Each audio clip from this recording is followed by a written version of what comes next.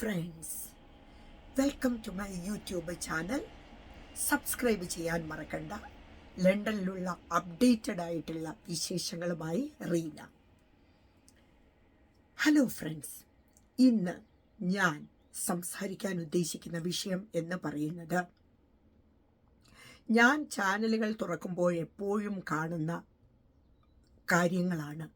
ഓരോരുത്തരും ഒരുപാട് ഉപദേശ രൂപേണ ഉള്ള വീഡിയോസ് ചെയ്ത് അവർ പിന്നെ ഇതിൽ പ്രസിദ്ധീകരിക്കാറുണ്ട്.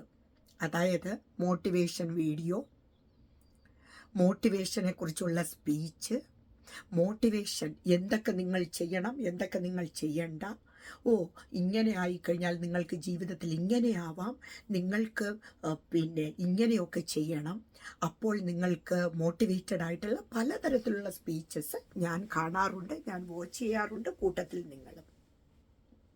പക്ഷേ എൻ്റെ ഒരു അഭിപ്രായത്തിൽ നമ്മൾ മോട്ടിവേഷൻ സ്പീച്ച് കേട്ടതുകൊണ്ട് നമ്മുടെ ജീവിതത്തിൽ എന്തെങ്കിലും മാറ്റം ഉണ്ടാക്കാൻ നമുക്ക് കഴിയും എന്ന് തോന്നുന്നുണ്ടോ? നമ്മൾ ആ മോട്ടിവേഷനായിട്ടുള്ള സ്പീച്ചസ് കേൾക്കുന്നു, നമ്മളത് ഒരു ചെവിയിൽ കൂടി കേട്ട് മറു ചെവിയിൽ കൂടെ കളയുന്നുണ്ട് ചില ആൾക്കാർ. പക്ഷേ അതേ നാണയത്തിൻ്റെ അടുത്ത വശം ചിന്തിക്കുകയാണെങ്കിൽ ചിലരത് ഉൾക്കൊണ്ടുകൊണ്ട് അതിനെ മാറ്റി എഴുതി ചിലപ്പോൾ ജീവിതത്തെ ആ ഒരു ഉപദേശ രൂപേണ കരുപിടിപ്പിച്ചു എന്നിരിക്കാം. എന്തൊക്കെയായാലും അനുഭവങ്ങളിൽ നിന്ന് പറയുന്ന കാര്യങ്ങൾ തികച്ചും സത്യസന്ധമായിരിക്കും, ട്രാൻസ്പെറൻ്റ് ആയിരിക്കും. അത്തരത്തിൽ അനുഭവങ്ങളിൽ നിന്ന് മാത്രം സംസാരിക്കുന്ന വ്യക്തിയാണ് റീന. അപ്പോൾ എൻ്റെ അനുഭവങ്ങൾ മാത്രമേ എനിക്ക് നിങ്ങളുമായിട്ട് ചർച്ച ചെയ്യാൻ പറ്റുള്ളൂ, അല്ലെങ്കിൽ നിങ്ങളോട്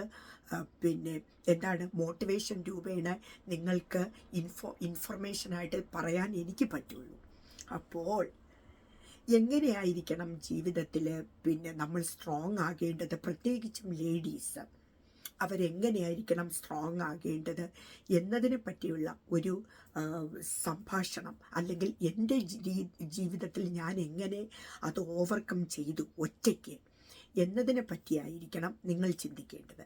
ഞാൻ എങ്ങനെ ഓവർകം ചെയ്തു എന്ന് വെച്ചാൽ, എങ്ങനെ അത് ഓവർകം ചെയ്ത് ഞാൻ പോസിറ്റീവ് ആറ്റിറ്റ്യൂഡിലേക്ക് വീണ്ടും ജീവിതത്തെ എടുത്തു എന്ന് പറഞ്ഞാൽ അത് വളരെയധികം അതിശയകരമായിട്ട് നിങ്ങൾക്ക് തോന്നിയേക്കാം. ഞാൻ ഒരുപാട് ഫിസിക്കൽ ഡെവലപ്മെൻറ്റ്, അതായത് ഫിസിക്കൽ എക്സർസൈസ്, ഡാൻസ്, ഇത്തരം കാര്യങ്ങൾ ഒരുപാട് ഇഷ്ടമുള്ളൊരു വ്യക്തിയാണ്. അപ്പോൾ എൻ്റെ ഇൽനെസ് സമയത്തും അല്ലെങ്കിൽ ഞാൻ ആ ഇൽനെസ് കഴിഞ്ഞതിന് ശേഷവും ഒക്കെ എല്ലാ ദിവസവും എക്സർസൈസ് ചെയ്യുന്നത് മുടങ്ങാതെ ഞാൻ ശ്രദ്ധിച്ചിരുന്നു. അതായത് ഒന്നുകിൽ ഞാൻ ജിമ്മിൽ പോകുമായിരുന്നു, അല്ലെങ്കിൽ യോഗ ചെയ്യുന്നതിൽ ഞാൻ ഒരുപാട് ശ്രദ്ധ കേന്ദ്രീകരിച്ചു.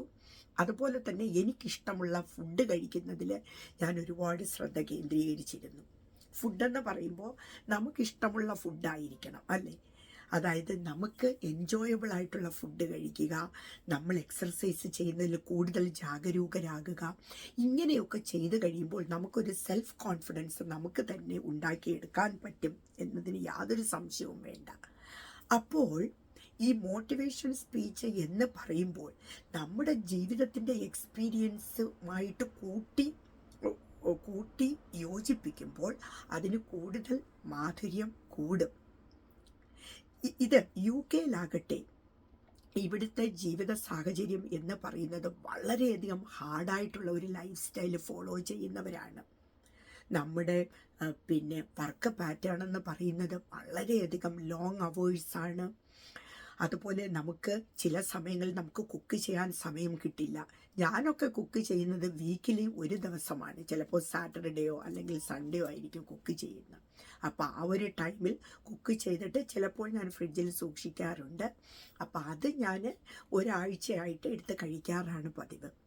നമ്മുടെ നാട് പോലെ നമുക്ക് ഇഡ്ഡലി ഉണ്ടാക്കാനോ ദോശ ഉണ്ടാക്കാനോ അല്ലെങ്കിൽ നമുക്ക് വൈകിട്ട് വന്ന് കുക്ക് ചെയ്ത് കഴിക്കാനുള്ളൊരു ഒരു മാനസികാവസ്ഥയിലായിരിക്കില്ല നമ്മൾ. കാരണം നമ്മുടെ വർക്ക് അത്രയും ഹാർഡായതുകൊണ്ട് നമ്മൾ ആ ഒരു ഈവനിങ് ഉള്ള സമയം നമ്മൾ ജസ്റ്റ് റിലാക്സ് ചെയ്യാൻ മാത്രമേ നമ്മൾ ആ ടൈം ഉപയോഗിക്കാറുള്ളൂ.